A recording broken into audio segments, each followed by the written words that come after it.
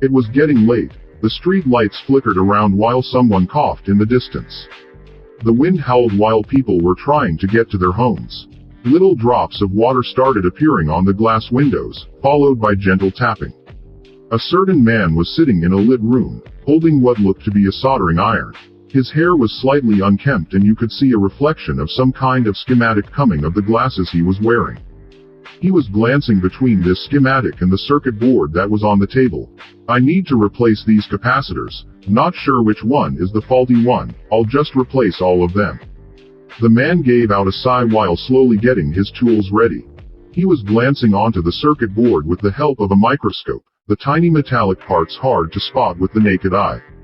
That bastard made me work overtime again. This man was in his mid-20s. He was at a small computer repair shop.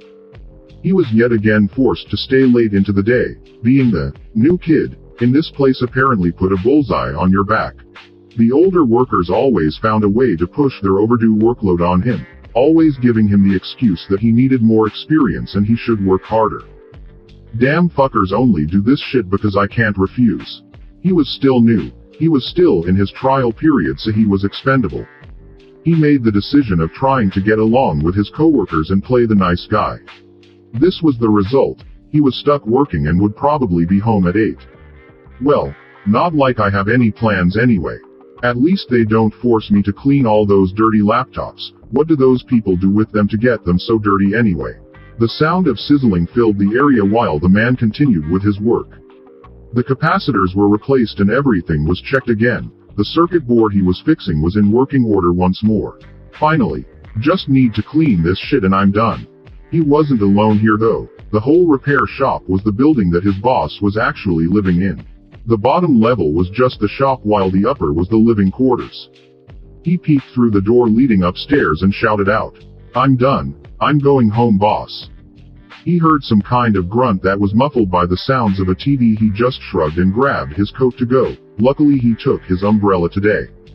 The moment he walked outside he was hit with a sudden gust of wind that almost snapped it in half though. God damn, if I left normally, I wouldn't be stuck in this damn storm. He kicked a pebble while his umbrella shook from the pouring rain and strong winds. He felt dejected with his whole situation but not like he could do anything about it. He was living alone and needed it to pay rent. He barely had enough for an internet connection and food and was living from paycheck to paycheck. If I ever get out of this shithole I'm going to open my own store. Working for others sucks. He arrived at a crosswalk. The howling wind was smashing into his face and the lack of earphones and music to listen to was making this whole ordeal even harder to last through. The only thing making him power through this was the warm bed waiting at home.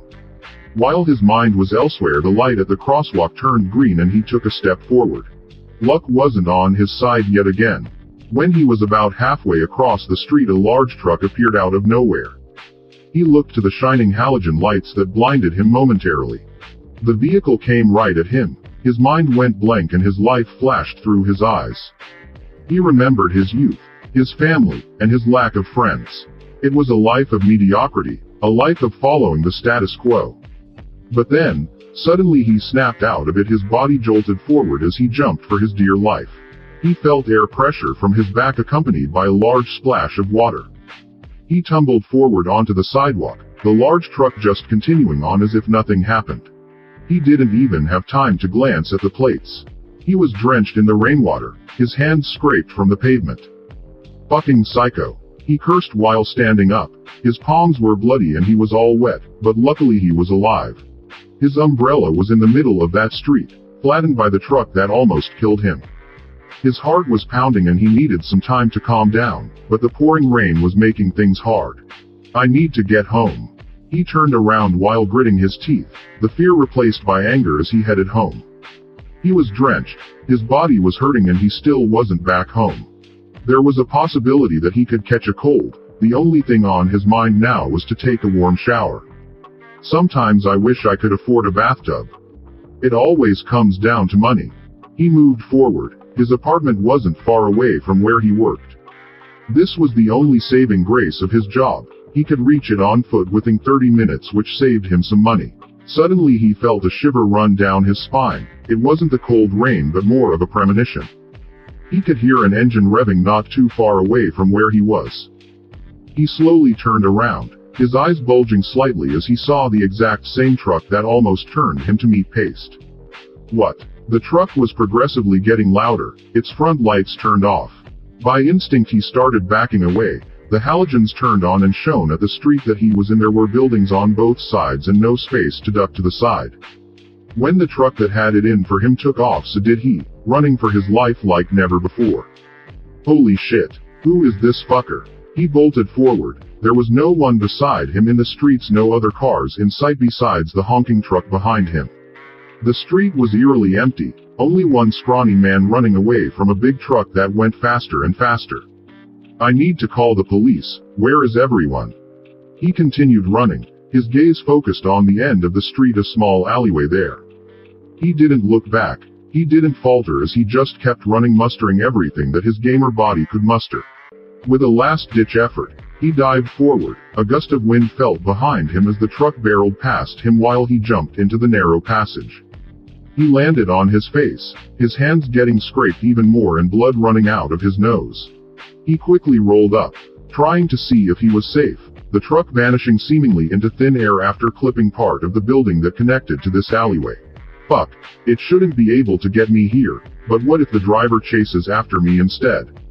He was sweating bullets, tired, and afraid. This wasn't over. He didn't think so. He turned around and quickly escaped into the alleyway, nothing in it besides trash and rats. He jogged forward, exhausted from the previous sprint. The other side. There is a police station on the other side. He saw the light at the end of the tunnel. Not far from here there was a small police unit. He only needed to get there and report this fucker and everything. But as he was treading forward, the lights in the vicinity started to flicker continuously.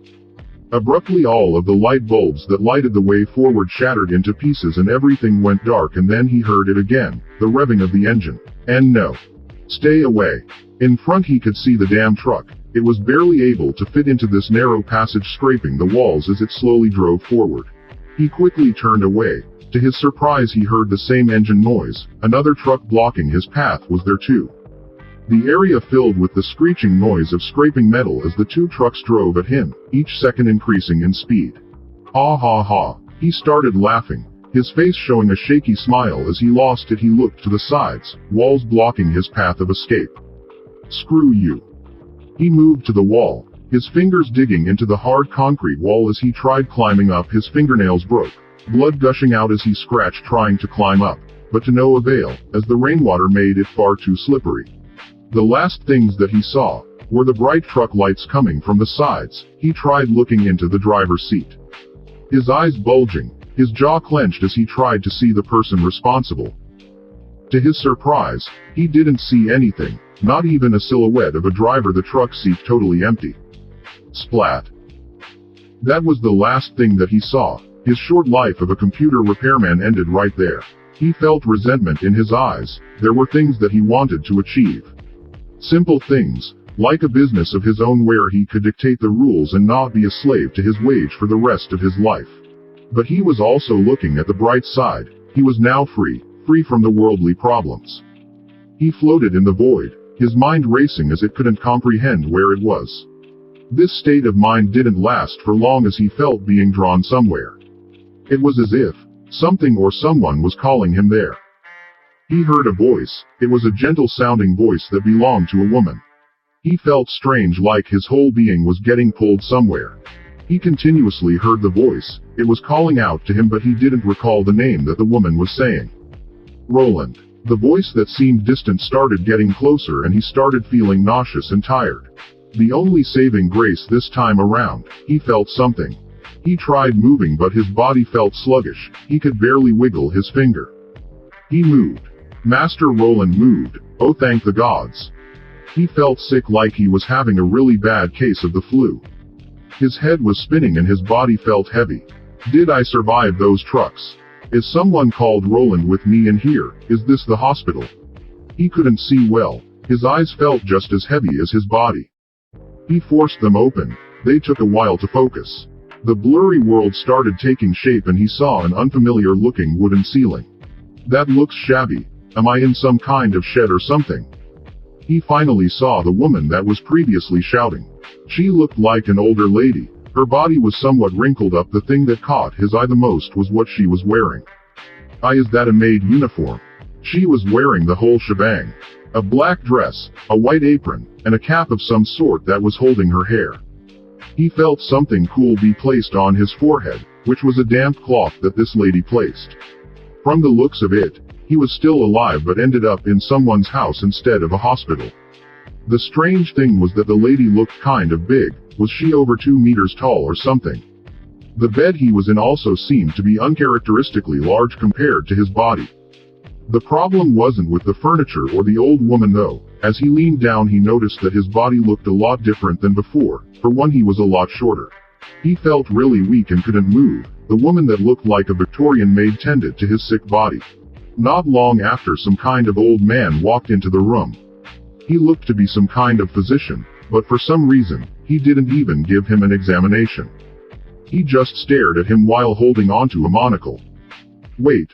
Why is that monocle glowing? The man harumphed while turning to the maid that was standing in the corner, visible concern on her face. Why did you call me here? He is fine. His status is already recovering. Don't call me for trivial things. I need to tend to the other young masters. The old man shouted at the maid as if she did something wrong. The old woman just bowed and took the verbal abuse, but the moment he left her face looked a lot brighter. Thank the gods, young master. You had me worried sick. She smiled while replacing the damp wet cloth for a new one. She didn't stay there for long though, saying that he should sleep for now and that she would be back in a couple of hours to check on him. After the coast was clear, Roland managed to raise his upper body. He looked at his hands. They were soft and small. His body looked thin and slightly malnourished, but that wasn't the main problem here. What is this? Did I become a kid? Everything in this room wasn't big, he just was small. He had turned into a child for some reason. Wait. Am I really this Roland? What is this? What's going on? Who is this? Where is this? My status is recovering. While he was desperately clamoring for answers in his head, something happened. A screen popped up in front of his face. His eyes bulged wide as he started reading what was written there. This wasn't all. The moment the window popped up, he felt information rushing into his brain. It was as if thousands of needles poking his head. The information that he was receiving concerned the boy named Roland Arden that he was occupying the body of. So that's how it is. Name: Roland Arden. Strength: 4. Agility: 5. Dexterity: 15. Vitality: 4. Endurance: 4. Intelligence: 35. Willpower: 18. Charisma: 6. Luck: 5.